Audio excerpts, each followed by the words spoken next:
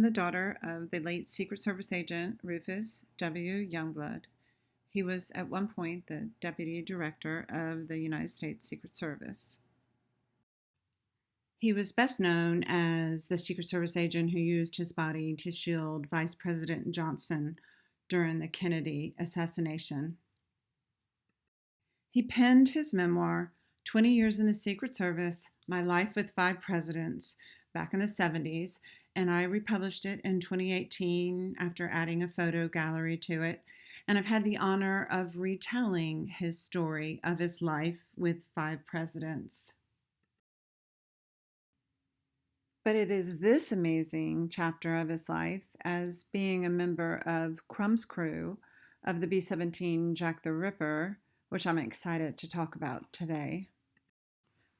But I didn't have his memoir this time to refer to. He didn't write about his World War II experiences in his memoir, but he did keep this scrapbook, which was filled with numerous photographs and magazine and newspaper articles and special orders and itineraries. And he also saved a copy of the crew's manual, Bombing the Nazis, which I will talk about later.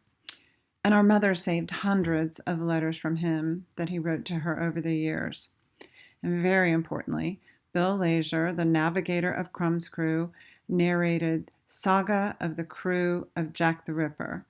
He narrated that in 1992 in the 8th Air Force Historical Society News, and it's been extremely helpful in understanding the story. To supplement this information, since regrettably I didn't ask my father enough about it while he was living, I've had to read a lot. I joined these organizations. I've done a lot of research, both here and at Maxwell. And I've read numerous dailies, diaries, and loading lists, and I've had many great teachers along the way. With this information, I'm going to share what I know about Crumm's crew of Jack the Ripper, whose story really depicts the 8th Air Force's early air campaign. And I'm going to break the story down into two parts: the crew in the ETO, European Theater of Operations, and then upon their return to the U.S., and a little bit before and a little bit after. My objective is to preserve their story, which depicts that of a crew during the 8th Air Force's early air campaign, and to relay how Crumm's crew uniquely contributed to the war effort upon their return to the U.S. in early 1943. Before the crew was in the ETO, I'm going to first take you through some of my father's training experiences in the U.S. Army Air Corps, later U.S. Army Air Force, since some of his experiences reflect the 8th Air Force's evolution. First, a bit more about my father, since much of this story is through his perspective. He was a Georgian, born in Macon, Georgia, January 13th, 1924. His family moved to West End, Atlanta, and he obtained all of his undergraduate education through the Atlanta public school system. And importantly, in West End is where he met our mother, Atlanta-born Peggy Elizabeth Denham. And they met at the West End Baptist Church Youth Group. They were high school sweethearts. He was the lieutenant colonel of his ROTC unit at Tech High School, and she was his yearbook sponsor. After the attack on Pearl Harbor, he enlisted in the Army Air Corps in December of 1941, and he enlisted at Fort Mac in Atlanta, and he was 17 years old. He falsified his age by 1 year. 1 month later, the 8th Bomber Command, later known as the 8th Air Force, was activated in Savannah, Georgia, and at the time it consisted of only 7 men and no planes. Dad wanted to be a pilot, but he wasn't old enough to enroll at the time, so he enrolled in the Air Corps Technical School at Keesler Field to be an air mechanic, and herein began his letters. At the end of his first letter to Mom, he wrote, Well, I'm in the Army now and really proud of it. I think it's swell. That April, his unit transferred to Lockheed Corporation in California to study on the Ventura B-34s. And they took a train. And this is the first time he had traveled across the country and seen much of the country from the windows of a Pullman car. He wrote to Mother about that experience, and of the numerous letters he wrote to her, this one really stands out. He wrote, "Anybody who has taken a trip as we have and seen the spirit of the people should realize more clearly what we are fighting for, the dear old U.S. and the families and generations to come.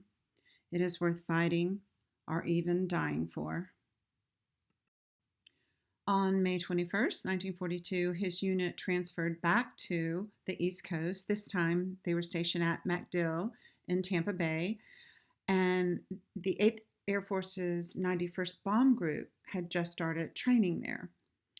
And my father could have completed his air mechanics course in June, just a couple weeks later, enjoyed a pass to go see my mother, who he hadn't seen since he had enlisted, and then apply for cadet training, which was his original plan. But instead, he changed his course completely. My father fell in love with the B-17. He volunteered to be on a combat crew of the newly forming 91st Bomb Group of the newly forming 8th Air Force. It was only 4 months old at the time, and he was assigned to the 324th Squadron. There are 4 squadrons per group. And initially, he was training to be a bombardier, which was an NCO non-commissioned officer position at the time. These are photos taken at MacDill in April 1942 for a Life magazine article entitled Bomber Task Force. And this is a photo of the B-17E with its 9-member crew: the pilot, co-pilot, bombardier, navigator, radio 1, radio 2, engineer 1, engineer 2, and tail gunner. So only 5 gunners, with only 1 man assigned at the waist. And this would change. The 91st Bomb Group transferred to Walla Walla Air Base in Washington State on June 25, 1942, and most of the men entrained, and some flew. Interestingly, on ship number 3, piloted by Bob Morgan, the future pilot of the Memphis Belle, was co-pilot 2nd Lieutenant William J. Crumm. Also on his plane was Sergeant Marvin E. Nichols, who would later be Jack the Ripper's ground crew chief, and Sergeant Peter DuBois, who would later be the radio operator. It was still so new. When the 91st arrived in Walla Walla, the base was still under construction. They had no water. They had to use public facilities, but the town was very accommodating, very welcoming. They actually housed some of the men. It was around this time that the Army decided that the bombardier position be designated strictly for officers. So the NCOs training as bombardiers were out of jobs, as was my father. It was also around this time the Army decided to add an extra waist gunner for 2 men to man the waist, which is how my father became a waist gunner. It was in Walla Walla that Crumm's crew was formed. Initially, these 9 men, and at some point, my father was added as the extra gunner. The men ranged in age from 18 to 26 and came from all across the country. And I'm going to introduce them to you individually now. Our esteemed pilot was a lieutenant at the time, Lieutenant William J. Crumm. He was 23 years old, from Scarsdale, New York, and he was a former football player, quarterback.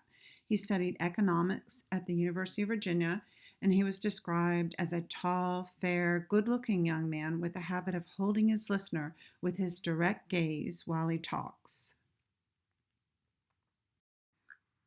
Lieutenant Mark H. Gilman, co-pilot, 26 years old, born in Bridgeton, New Jersey, attended Stanford University, and served in the regular Army for 8 years before transferring to the Army Air Force.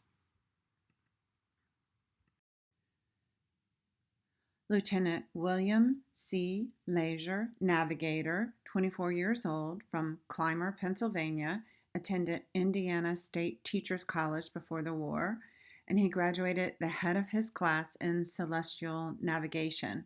My father said he was a genius.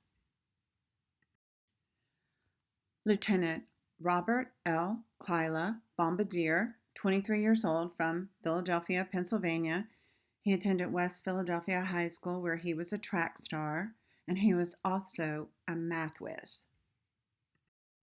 Sergeant Carl L. Masters, engineer, 24 years old, from Paola, Kansas, and worked for A&P before the war. He would jokingly tout that he was the man with the $1 million profile, and he was described by his fellow gunners as being the life of the crew. Sergeant Harvey J. McNally, assistant engineer, 24 years old, from Attleboro, Massachusetts, graduated from high school there, and he was a well-known local athlete, high school varsity football and basketball star. Sergeant Charles D. Wright, radio operator, age 22, from Rochester, Minnesota, graduated from Rochester High School. He was employed by Capt Cheese Company before the war.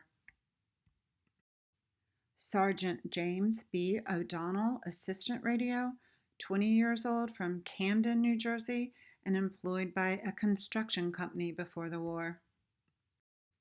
Sergeant Andrew Markle, gunner, age 26, from Rosendale, New York. He was a fruit farmer before the war and nicknamed Pop as the oldest gunner. And then there was my father, who at age 18 was the youngest member of the crew and nicknamed the baby. And they would tease him by saying things like, "Does he even know how to shave?" Or, "Do you need a diaper change after a rough mission?" In the meantime, the ETO was evolving. General Ira Aker and staff established a base in England in February 1942. On August 17, 1942, the 97th Bomb Group participated in the 8th Air Force's official first mission to Rouen, France. And a week later, on August 24th, the 91st Bomb Group was dispatched to England. The 91st moved out in two groups, the air and ground echelon. The ground echelon entrained to Fort Dix, then boarded the Queen Mary, on which they crossed the Atlantic to Scotland and eventually were taken to Kimballton. When I first saw this photo of thousands of young men packed on the Queen Mary, I was upset that the War Department would risk such a precious cargo during the Battle of the Atlantic, and I consulted my friend, the late Commodore Robert Bonnier of the Royal Canadian Navy, and he explained, "She was the fastest ship of the seas. Her speed and zigzag course evaded the U-boats throughout the war." In the meantime, the air echelon flew in and trained to Dow Field in Bangor, Maine, where they had to wait for planes to arrive. And then on September 7th, 1942, the 324th Squadron was assigned 9 brand new B-17Fs, fresh out of production. Crumm's crew was assigned number 490, which they named Jack the Ripper. Later, Crumm would explain why they named it such. They wanted it to represent a force from England to terrorize the Nazis. It became a favorite among the locals for that reason. This is a beautiful color plate of Jack the Ripper from Martin Bowman's book, B-17 Flying Fortress Units of the 8th Air Force. And those of you who know the history of the Memphis Belle will recognize the similar markings of these sister ships, with the Memphis Belle being 485A, the Bad Penny, which I'll discuss, being number 480B, and Jack the Ripper, number 490C. The DF represents the 324th Squadron. The triangle A on the tail represents the 91st Bomb Group, and the triangle A wasn't actually added until late 1943, so after Crumm's crew left the ETO. The other marking that was added after Crumm's crew flew was the pinup girl near the nose. The pinup girl was likely added by Nichols' crew of Jack the Ripper, which was another admirable crew associated with this plane. They completed approximately half of their 25 missions on Jack the Ripper in November of 1943. Back to Crumm's crew. These are photos from Dad's scrapbooks, which I digitized and colorized, and here they are with their new plane in Bangor, Maine. Here's Lieutenant Gilman on the left and Sergeants McNally and Masters and Lieutenant Gilman on the right. Here are Masters and McNally posing in front of their new plane, number 490. Other markings are lacking as yet. They flew from Bangor, Maine to Gander Lake, Newfoundland, and on September 29, 1942, Crumm's crew led the 324th Squadron, which led the 91st Bomb Group across the Atlantic and landed in Prestwick, Scotland, and finally to Kimballton Air Base, England. Crumm's crew in the ETO, September 1942 through February 1943. While the new groups were working their way over and organizing, the 97th Bomb Group and then later the 301st and 92nd were carrying out the missions alone. But not long after the new groups had arrived, the experienced groups were reassigned to Operation Torch, the North African theater. Leaving these 6 groups, the pioneers, to carry the war to Europe and develop the capabilities. I have a friend, Glenn Kessler, who served during this time, who clarified, "We weren't pioneers, we were guinea pigs." They began training at Kimballton Air Base near Cambridge, but again, the base wasn't ready. Everything was so new. The construction was incomplete, the concrete was still wet, and most importantly, the heavy bombers were tearing up the tarmacs. Colonel Stanley Ray, the commander of the 91st Bomb Group at the time, was ordered to look at Bassingbourn, Station 121, which was a pre-war RAF station. And he took one look at it and immediately relocated the group. And there they remained from October 1942 until June 1945. Bassingbourn was luxurious compared to the other bases. They had brick and mortar facilities versus Nissen huts, steamed heat versus coal burning stoves, and facility bathrooms versus latrines. So it was nicknamed the Country Club of the ETO. Many celebrities came through Bassingbourn. This is Clark Gable with the Delta Rebel crew. This is the glamorous Carol Landis with Martha Ray, Mitzi Mayfair, and Kay Francis, popular actresses of the times. General Eisenhower visited in 1944, and of course the King and Queen of England visited in 1943. And multiple journalists, photographers, and cinematographers. And fortunately, Major William Wyler, who was already one of Hollywood's most celebrated directors. He was among the first motion picture unit of the Army Air Force. This was the first military unit made up entirely of professionals from the film industry. And their purpose was to provide visual records for operational analysis, training, and public information. After settling into Bassingbourn and further practice, the 91st Bomb Group took off on their first mission on November the 7th, 1942, to the submarine ports in Brest, France. The strategy at the time was to destroy submarine sites and transportation hubs. But they did not have long-range fighter escorts. They had only the RAF Spitfires to accompany them across the channel. And my father very much respected the men of the RAF. These were very different missions than the ones which evolved over the next 2 years. At its peak, The 8th Air Force was capable of sending more than 2,000 heavy bombers and 1,000 fighter planes on a single mission.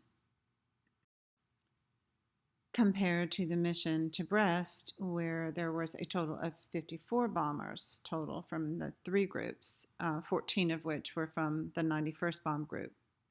And on that mission, Colonel Ray, flying on the Bad Penny, led the group with Jack the Ripper and the Memphis Belle as his wing ships.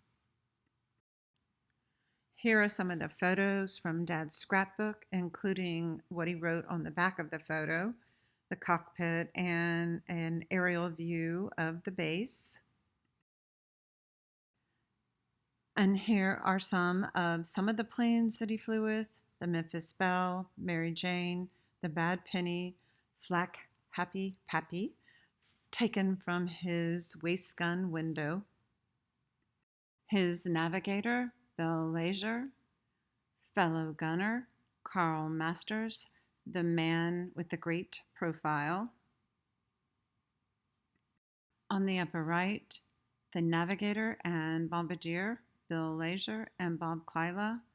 And on the lower left, fellow gunner, C.D. Wright, probably resting before takeoff. And the ground crew chiefs, Odo Makis on the left and Marvin Nichols on the right. They were praised as being the best by several crew members, and Dad had great respect for them. And indeed, on November the 8th, 1942, for the 91st second mission, the group bombed Abbeville Airfield, home of the so-called Abbeville Kids, where the experienced pilots of the Luftwaffe were stationed. Jack the Ripper was damaged by flak, and the ground crew worked all night and repaired the wingtip and stabilizer, only to fly to St. Nazaire the next day. And this was an experiment with the bombing altitude, to fly in under the radar to avoid the Luftwaffe. 47 bombers were dispatched in 4 groups. The 91st led with 13 forts. They flew at 500 feet over the sea, then ascended to 10,000 feet. The 306 followed with 18 forts, then ascended to 7,500 feet. And the Liberators came in high over 18,000 feet. And it was a disaster. They avoided the Luftwaffe, but the planes were battered by flak. The 306, the lowest flying group, had the highest losses. They lost 3 planes. The 91st had their first combat fatality, and all but 1 plane was damaged, and 10 men were wounded. And Jack the Ripper was hit, with both waist gunners injured. Crumm would later describe the events. The flak was so thick we couldn't see the plane in front of us. The plane was hit by flak after completing the bomb run. Back in the waist, both gunners were hit, Youngblood in the foot, and Wright had a gaping leg injury. Gilman grabbed his portable oxygen and went back to their aid. He did a swell job. He applied tourniquets, gave the men sulfa drugs, and dressed the wounds, and was back in the cockpit beside me almost before I'd missed him. My father earned his Purple Heart on that mission, and he was hospitalized with a foot injury for 2 weeks. And C.D. Wright earned his as well, but his injuries were more severe. He recovered after months of hospitalization, but he actually never flew with Crumm's crew again. Pete DuBois became the radio operator. He was 23 years old, from Arbutus, Maryland, and he was known to break out in song to relieve tension during a long wait before takeoff. Jack the Ripper was in repairs for the rest of the month, partly because there was a paucity of planes and parts at this time, which was the beginning of the air campaign when the U.S. was still frantically working to build an air force. Sometimes parts were taken from one plane to repair another, and those planes were often referred to as hangar queens. Subsequently, there were fewer planes available to fly per mission. There were also no replacement crews as yet. Crew members flew with other crews during this time to replace injured or killed airmen, and multiple missions were scrubbed due to bad weather.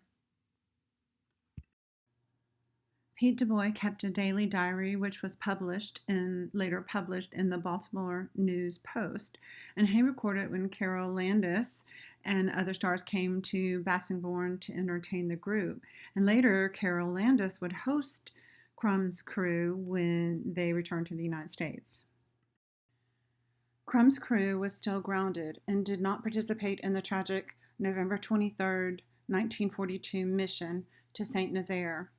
Due to weather and the paucity of planes, only 5 planes from the 91st made it to the target, and only 2 crews survived. They lost 30 men, including 2 squadron commanders, one of whom was the 324th Major Harold Smelser. Crumm wrote in his diary, "We've missed out on 4 missions. I rode out and bid our 10 planes goodbye. Dwayne Jones was leading, and as he moved out in takeoff position, he looked over and gave me and the chaplain, Father Hunt, a big smile. We lost heavily, for Jonesy, Captain D.L. Jones, and his crew never returned."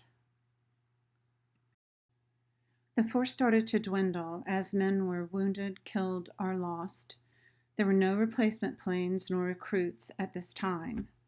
Later, Bill Leisure would write in the Saga of the Crew of Jack the Ripper, the losses were 7 to 10% per raid. According to the War Department's calculation, the pioneer groups would be depleted by April 1943. The men would take Liberty buses to Cambridge, and at the Eagle pub, they would burn names and squadron numbers of their fallen comrades on the ceiling. And this shrine to fallen airmen remains today. I actually took this photo. And if you ever get the chance to go to Cambridge, visit the Eagle pub. It is very moving. But they forged ahead. Jack the Ripper was repaired and Crumm's crew resumed flying, my father with his bandages still on December the 6th to Lille, France, and then on the next mission to Rouen, France. And their plane would be battered many times, but they always made it back. It was around this time that the Luftwaffe learned the bombers' weakness and began making their frontal attacks, the inspiration for their movie title, 12 O'Clock High. They came so close they could actually see each other. And later, Crumm would say, a standing comment on return was, "I saw the guy with the red mustache again. They came that close." This is Bombardier Bob Klyla, dressed for a mission, and interestingly, he carried his nephew's baby booties with him for good luck. And at some point, all of the crew members signed these good luck charms. Between missions, the men would often venture to London, and in Pete Du Bois' diary entry of December 15th, 1942, he wrote, "Missed the train, so I caught a truck to London, went to Crescent, where I met Rufus at 12 o'clock, ate, then went to Piccadilly to a stage show." On December 20th, the group went to Romilly-sur-Seine, France, and a lot of the men wrote in their diaries about seeing the Eiffel Tower for the first time. Pete Du Bois wrote, "Had plenty of flak and fighters, had a couple of holes in our ship, 3 ships from the group lost." Jack the Ripper's number 2 engine was hit, and McNally was in the ball turret, which was coated with oil, and he was quoted with saying, "Damn it, will somebody turn off that damn oil? This is the first time I ever sweat at 45 degrees below zero." On Christmas, Du Bois wrote, "Went to midnight mass, got up late, cleaned gun, went to hospital with Lieutenant Crumm to see Wright, Teets, and Martin." The group resumed its fight against the submarine pens, and the next 3 missions were to Lorient, France, St. Nazaire, and Lorient again. On the day of the January 23rd raid to Lorient, Captain Crumm was interviewed by Stuart McPherson, a BBC war correspondent. And Mike Crumm actually sent me this recording via a link from Spotify, and my friend Jeff Johnson helped me incorporate it in a portion of that interview for this presentation.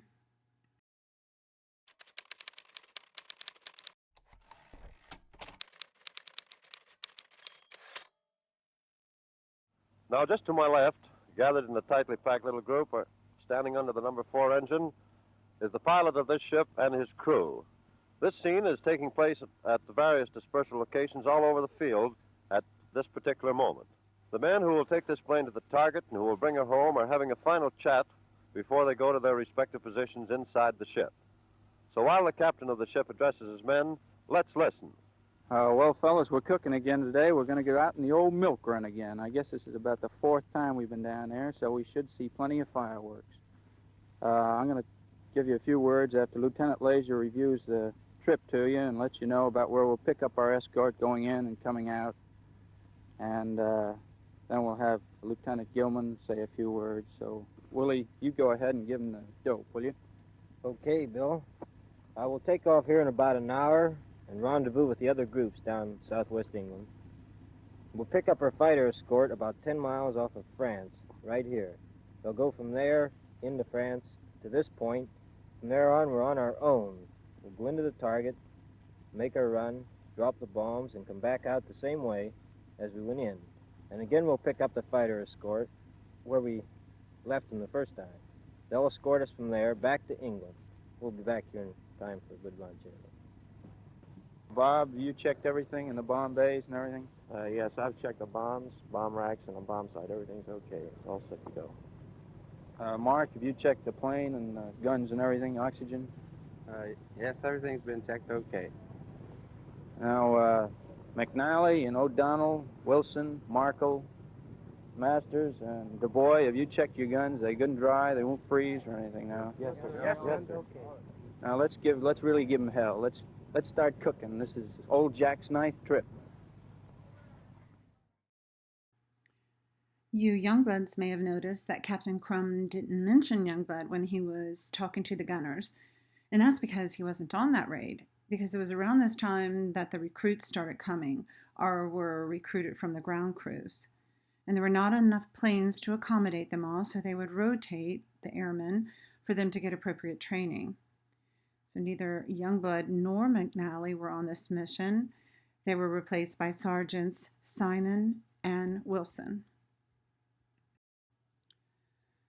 Sadly, Sergeant Edward F. Simon did not survive the war. He was killed in action on June 22, 1943. He was from Perrysville, Pennsylvania, and he was 21 years old. Sergeant Glenn Wilson would survive, and he actually flew 2 missions with the crew. He was 25 years old, from Minneapolis. He attended the University of Minnesota before the war, and he had served 2 years with the Royal Canadian Air Force on night fighter patrol before transferring to the Army Air Force. The 8th Air Force's first raid over Germany took place on January 27, 1943, and the 91st participated in this mission, as did Crumm's crew. And here is Colonel Ray describing the mission before leading the group on it. Both Lieutenants Gilman and Leisure were slightly injured during this mission, according to the dailies. I couldn't find the detail about Gilman's injury, but Leisure would later describe how a piece of flak slammed through the ship and bounced off his head.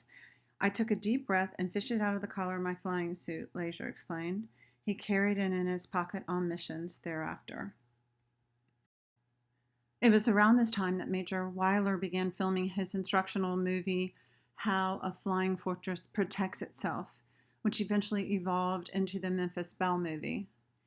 And it was said of Weiler that he was a perfectionist, and he filmed at great personal risk for the best footage. He would have the guns replaced with cameras and fly on missions. Weiler often flew on the Bad Penny, which you remember is a sister ship to both the Memphis Belle and Jack the Ripper. And knowing that Crumm's crew was there at this time with that close proximity, I've looked, at the photographs, studied them, and I noticed a series of photos taken on February the 1st, 1943. I found this photo of Sergeants Wilson and O'Donnell on the American Air Museum in Britain's website, and stamped on the back is Passed for Publication 1 February 1943, How a Flying Fortress Protects Itself, Major Weiler is directing an instructional film for the U.S. Army Air Force. And then I remembered seeing a similar photo, a very small, they're very small, photo of Wilson and O'Donnell, and Dad had labeled OD and Wilson in Dad's scrapbook. And I didn't notice at first that there is a camera in front of them. And here's a close-up of that photo.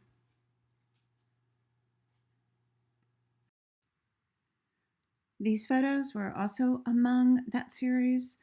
Some had Fox Photographer stamped on them on the Imperial War Museum's website. And these individual shots of the crewmen were taken at the same time, labeled Fox Photographer.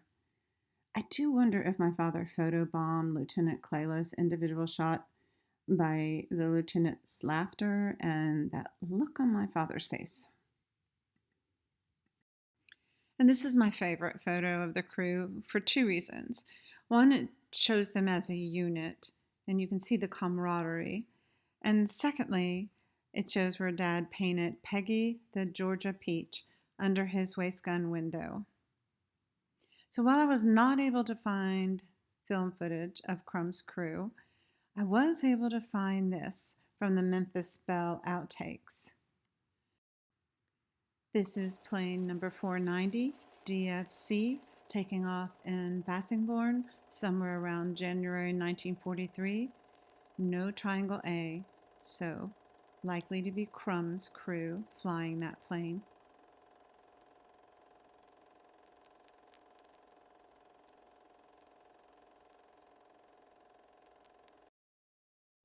Crumm's crew was credited with 11 missions by February 4th, 1943. Upon their return from that last mission to Emden, Germany, Bill Leisure later wrote, "We were instructed to taxi to the control tower parking ramp where a large crowd had gathered. We got out of the plane and we were handed a copy of a TMX from Bomber Command." And a TMX is a military telegram, I've been told. It read, "Be returned to Uncle Sugar, U.S. without delay. Combat crew selected by 1st Bomb Wing as, quote, most deserving, unquote. To remain in Uncle Sugar approximately 6 weeks, then return." And Crumm's crew was selected. And this is the list of the crew who returned. And note that 2 of the original crewmen, C.D. Wright and Harvey McNally, were both hospitalized at that time and could not leave the ETO.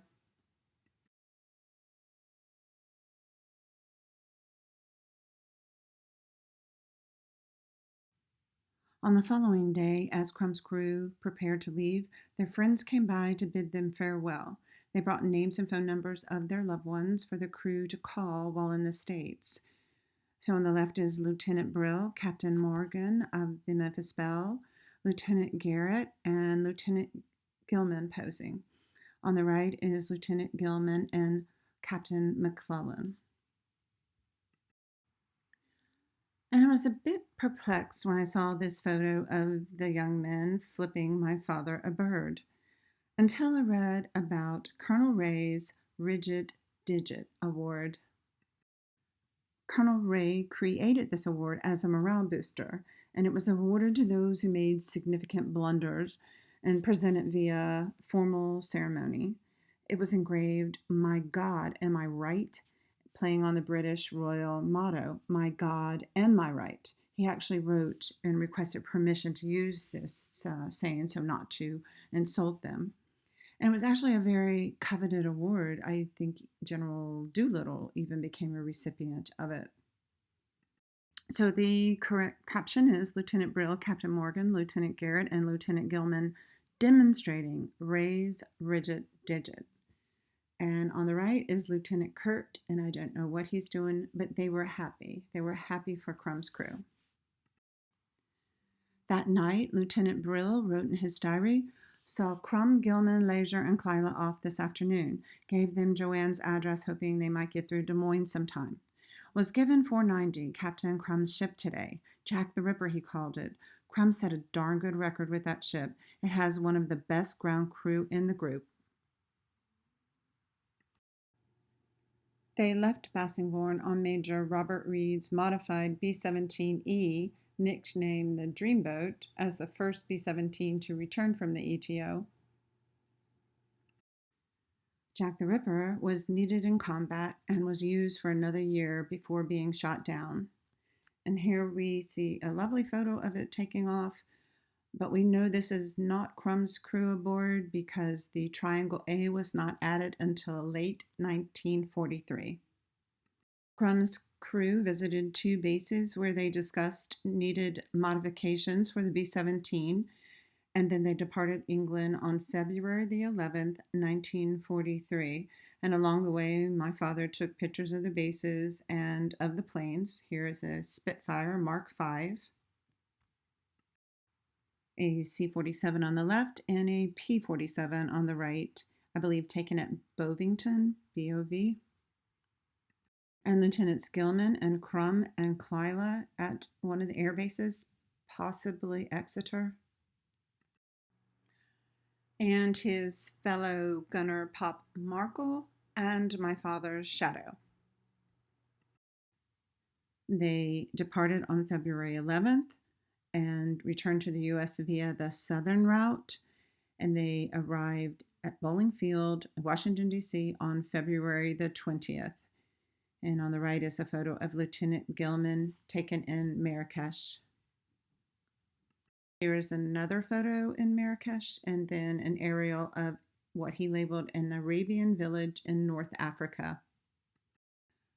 Shown here are Pete DuBois and Bob Clyla on Major Reed's ship coming across the Atlantic, and on the right is Wilbur Cloth on Major Reed's ship 112 in Trinidad. And tragically, even before Crumm's crew landed in the United States, one of the waist gunners on Brill's crew of Jack the Ripper was killed. This was on February the 16th, 1943, on a mission to St. Nazaire, and he was Staff Sergeant Alan Middleton from Camden, New Jersey, and he was 24 years old.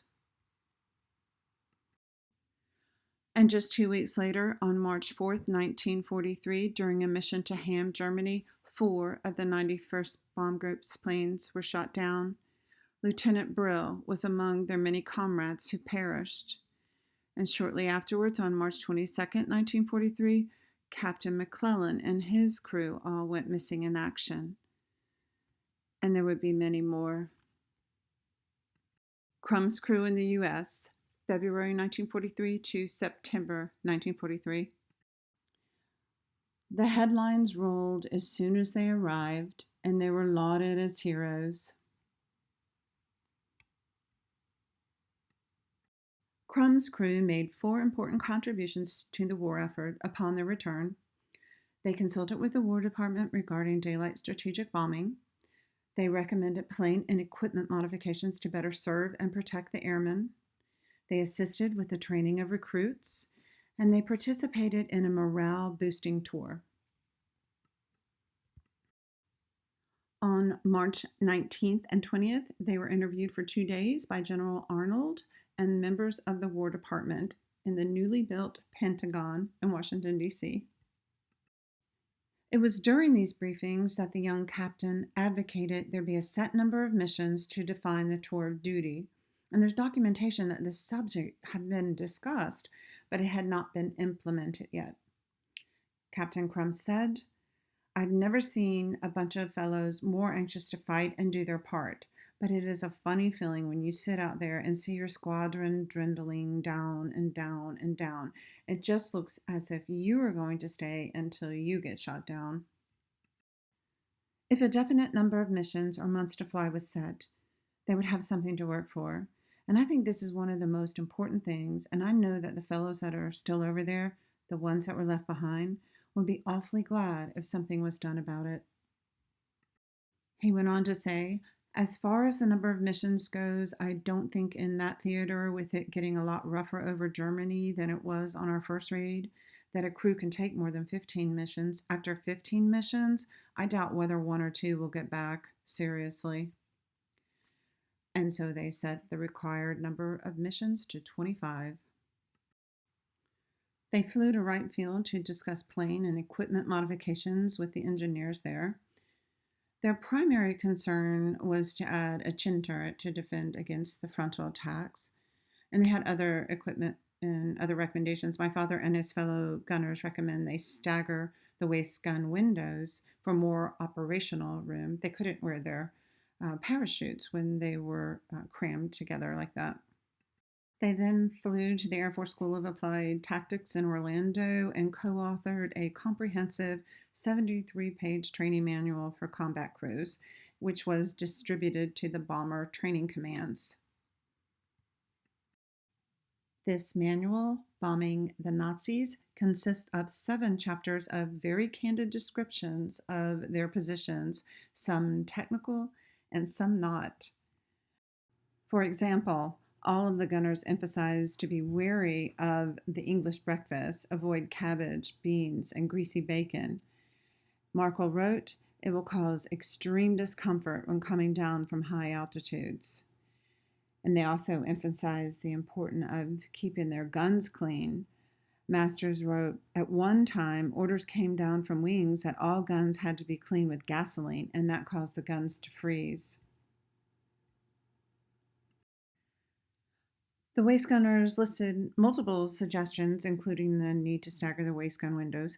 Because we work back to back, we cannot wear our chutes. And then they went on to describe, a detailed description of the morning procedures of a mission, what to wear, what not to eat, importance of gun care, etc. And then the information about the escape kits. We also carry small pictures to be used on fake passports if necessary. We wear our stripes on each mission, for prisoners are treated according to rank. And when I read that, I thought, how terrifying that must have been. Lastly, they participated in a morale-boosting tour as the first crew to bring the 8th Air Force's combat story to the nation. Before they left for their tour, the War Department's Bureau of Public Relations had them record the scripted radio broadcast.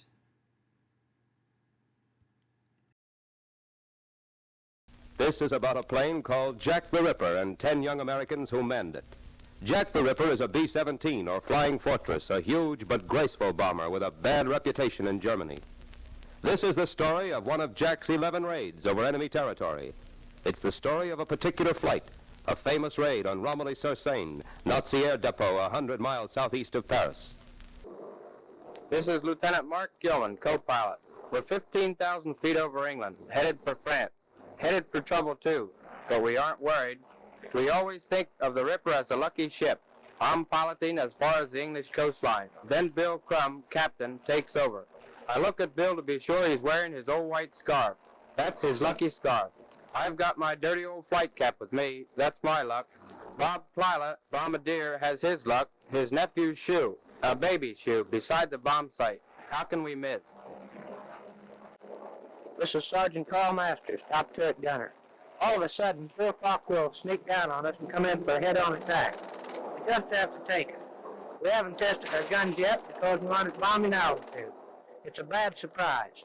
Generally, the Focke-Wulfs don't come so far out over the channel to meet us. I have a hunch we're in for a hot time. I'll say it's hot. This is Sergeant Rufus Youngblood, right waist gunner. 5 minutes into France. The Nazis are coming in on us in big waves. I'm firing my gun like mad. We're hugging the other B-17s now. If we get out of formation, we're a goner. Over the interphone system, we yell at each other like maniacs. Sergeant D-Boy, radio operator and radio gunner, should tell you about the interphone. We use the interphone to check with each other on Nazi plane positions, calling positions using the clock system. The nose is 12, the tail 6. A man spotting an enemy plane calls out where it is and how it is heading by our clock diagram.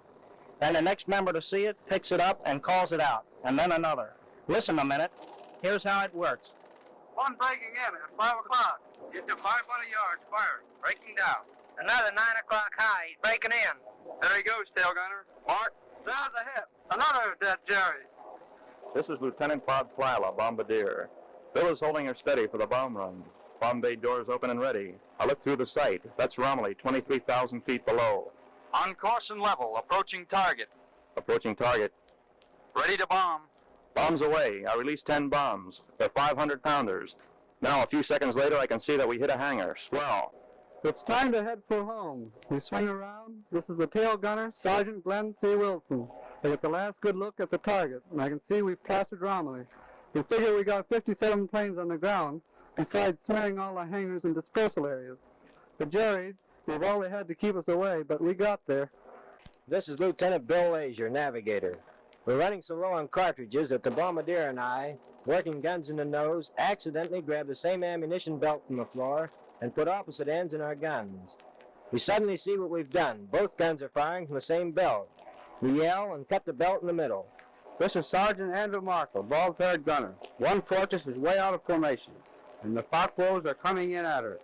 She's out of control. She's plunging down. One American ship to the rear and left of us is on fire. This is Sergeant O'Donnell, waist gunner. We have to watch our boy's machine gun, and there isn't anything we can do, except to knock off some more Focke-Wulfs. They're down 7 fortresses now, but we find out later we got 40 Focke-Wulfs. We fought beside the 57 planes on the ground. The White Cliffs of Dover. I bet some of you think that's just a poem or a song, but to the Army Air Forces, it's that big line of white below that means you're back and still alive. In a few minutes, you'll be in the interrogation room getting sandwiches and coffee. You'll find out which planes went down, which friends went down. But your crew's okay. They've gone through their job and went through a tough scrap, the worst one yet. Thank God no one got hurt. This is Bill Crumm coming into land, calling the controller. Then off they went. They were temporarily reassigned to the 2nd Air Force, which is responsible for training, and then embarked on a cross-country tour visiting over 30 cities during March, April, and May. They were embraced across the nation, making the headlines everywhere they went. Some of the headlines were quite clever. They made Jack the Ripper rip.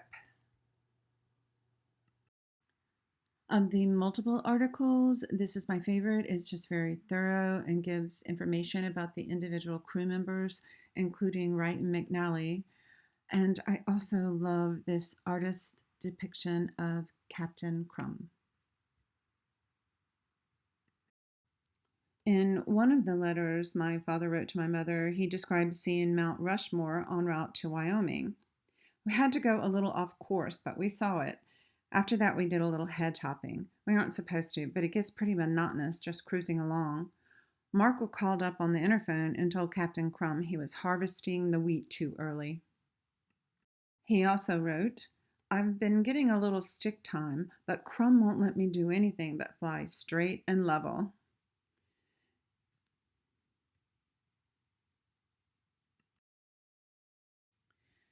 They were featured on 4 national radio programs. Dad wrote, "Vox Pop," means Voice of the People, is a swell program. We didn't use a script or act or memorize, just an informal chat. That Warren Hull is one of the swellest guys.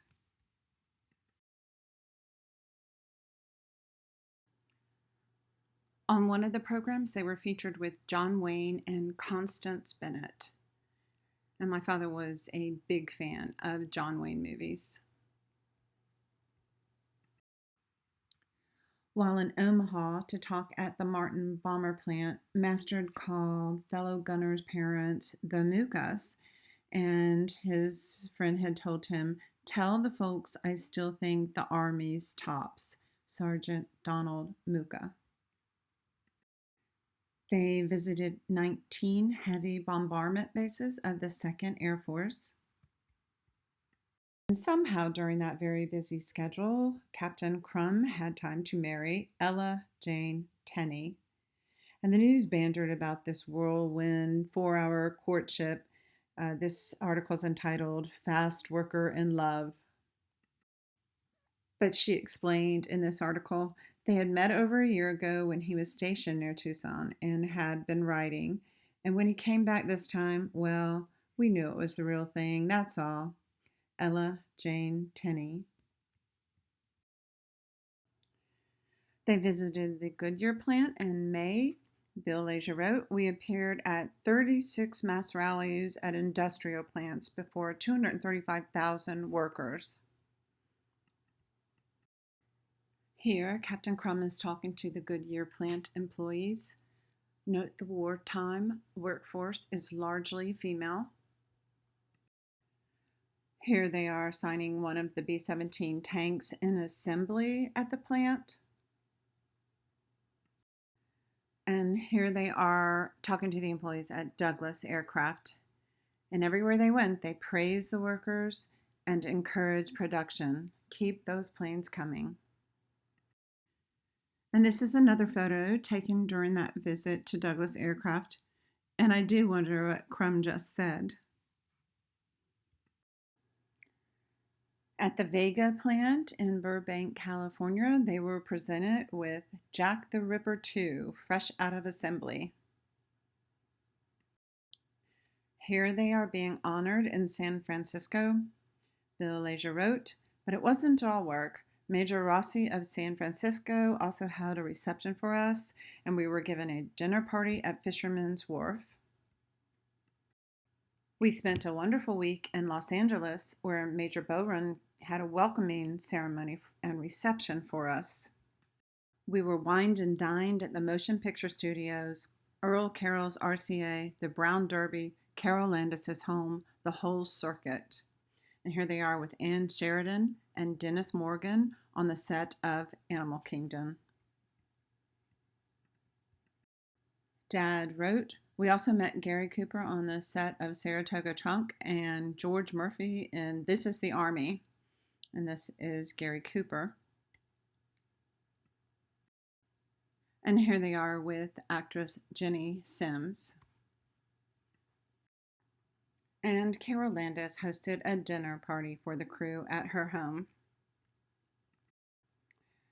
And at these events, my father would get autographs of the celebrities, often written on the back of a matchbook, and he would send them to my mother. But she was not amused. She was working as a switchboard operator at the Charleston Navy base, and he was wining and dining with beautiful women. But then he would send her these heart-wrenching letters. I still worry about my buddies I left in England. If not for the way I love you, I wouldn't even apply for cadet. I'm torn. I want to stay with you, and I want to fight too. They'll probably split us up, so Captain Crumm wants me to apply for cadet. I want to marry you, crew or no crew, war or no war. For their last big event, they were featured at the I Am an American Day in Chicago alongside a long list of celebrities. And Bill Leisure wrote, we were featured at the I Am an American Day rally at Soldier Field in Chicago with 130,000 in attendance. Again, wining and dining, on and on and on. Daily events and no rest for 120 days. But we had no complaints. When the tour ended, the men were given 1 week off. My father rushed to Atlanta, where he picked up the engagement ring he had been sending money to his mother for. He also had time to give blood. Then he took a train to Charleston and proposed to my mother. Their last assignment together was at Alexandria Army Air Base as instructors for the 796 Bomb Squadron's final phase of training. And around this time, the Memphis Belle had come to the U.S. after completing their 25 missions. And Dad wrote, if you see any articles about the Memphis Belle crew, please save them. Those fellows were in our squadron and are all good buddies of mine. And on July 6, 1943, my parents were married in Orlando. She took a train from Charleston and he took one from Louisiana, and they were 19 years old. And then they turned around and took their trains back to work. And somehow or another, Carl Masters enabled my father to use his pass, because at the end of his first letter to my mother, he wrote, Don't forget to write Technical Sergeant Carl Masters and thank him for letting me take the trip in place of him. In some of the congratulatory letters to my mother after she got married, her friends mentioned government shorts featuring the crew. In this one, when we went to a show, we saw a short movie with Captain Crumm talking in it, and you can imagine my surprise when I saw Wayne standing there next to him. Most of his family and friends referred to him by his middle name. Meanwhile, back at the base, my dad wrote, "Masters got the letter and was he proud. The others are a little jealous, especially Pete. You'd better write them all when you have time." This news clipping was also in Dad's scrapbook, which described a training accident where two forts collided and 22 men were killed. One of the men, flying as an instructor, was Lieutenant Robert H. Smith of San Diego, California, and he had completed his 25 missions in the dangerous ETO, only to be lost during this training accident. There were so many men lost during training accidents. And by late September, the crew disassembled and the men took on separate assignments, as did my father. He enrolled in cadet training. And he wrote to Mother, "I sure did hate to leave Captain Crumm and all the boys, and they felt the same way. They all seemed like my brothers, fighting side by side, coming as close to death as possible, to live on to have some of the most joyous times possible."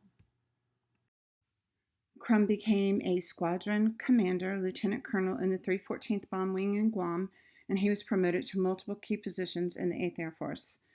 Later became a staff navigator and tactical plans officer, major, of the 315th Bomb Wing in Guam, and he was the lead navigator with General Frank Armstrong on the last and longest mission of the war to Japan on August 15, 1945. I don't have Gilman and Kyla's specific assignments, but they remained in the Air Force throughout the war. Masters returned to combat and flew 32 missions in Italy in the 15th Air Force 2nd Bomb Group 20th Squadron, and he became a master sergeant. Du Bois became a lieutenant squadron communications officer in the 73rd Wing, B-29 Superfortresses, and Dad became a second lieutenant aerial navigator, and he was dual training as a B-29 Engineer-Navigator to go to the Pacific when the war ended. I don't have Andrew Markle's specific assignment, but one of his family members sent this photo to me, and he returned to combat and was quite well decorated. Unfortunately, I lost follow-up on O'Donnell and Wilson after they split from the crew. C.D. Wright remained hospitalized in England until May 1943 and then was sent to the U.S. to complete his recovery. After his recovery, he was transferred to Las Vegas Army Air Base in October 1943, and tragically, he died in a training crash on December 14, 1944. He was 24 years old. He is buried in Rochester, Minnesota. McNally did survive the war, and he completed his missions and earned a DFC and Air Medal with 3 oak leaf clusters, and he returned to the U.S. in December 1943 and was stationed in Boca Raton, Florida. Interestingly, in this article, he cites that 4 of the 5 missions he flew to St. Nazaire, one of his crewmates was either wounded or killed. After the war, Crumm advanced to the rank of Major General in the Air Force after serving in multiple key assignments around the world, and he was the commander of the 3rd Air Division, Strategic Air Command, at Andersen Air Force Base in Guam.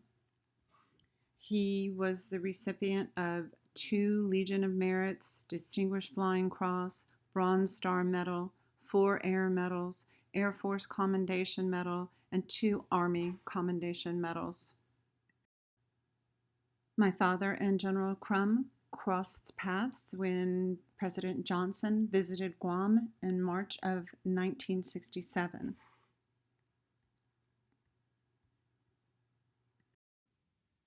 Tragically, 4 months later, on July 7th, 1967, General Crumm was killed in a mid-air collision on a combat mission to Vietnam. He had been scheduled to return to the U.S. for an important new assignment and promotion.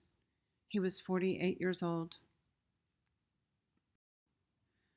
Carl Masters returned to his hometown of Paola, Kansas. He became a retail merchant for the H.D. Lee Company. He died in 1980 at the age of 62. Harvey McNally raised his family in Chicago, Illinois. He died in 1985 at the age of 66. Some of the men did enjoy attending reunions together. Here is my father and Bill Leisure, Pete DuBois, Bob Klyla at the Memphis Belle dedication in May 1987. And the brochure on the right was signed by Memphis Belle gunner Bill Winchell. Roof, you old son of a gun, hi. Here are the Markles, Leisures, Youngbloods, Gilmans, and Tenny Crumm, Bob Klyla, and Pete DuBois at an 8th Air Force Historical Society meeting in October of 1987. Andrew Markle, Pop Markle, retired from IBM after 27 years. He died at the age of 76 in 1992 in Ulster Park, New York, where he raised his family. And here is Bob Klyla, my father, and Bill Leisure at the American Cemetery in Cambridge, England, when they attended the 91st Bomb Group's 50th anniversary at Bassingbourn. My father was delighted when this museum opened 29 years ago, and he attended the opening ceremony in May 1996, and he served as a museum volunteer. But we lost him that year. He died in 1996 at age 72 in Savannah, Georgia. Bill Leisure became an inventor and manufacturer of packaging equipment, a rancher, farmer, and provider of agricultural services. He died in 2001 at the age of 82 in Houston, Texas. Pete DuBois worked as a waterfront superintendent of the Baltimore docks. He died in 2007 at age 87 in his hometown of Baltimore, Maryland. Mark Gilman became the Air Force's European Director of Information and Assistant Director of Information at the Pentagon, and he retired as a colonel after 34 years. He died in 2009 in Falls Church, Virginia at age 92. And lastly, Bob Klyla remained in the Air Force for 20 years and retired as a lieutenant colonel, and then worked for the CIA for 20 more years. He died in 2009 at age 89 in Washington, D.C. And that is what I know about Crumm's crew of Jack the Ripper. Theirs is one of thousands of stories from this generation of greats who were willing to risk their lives for our freedom. I am ever grateful to this museum for keeping their legacies alive, and I thank you for listening.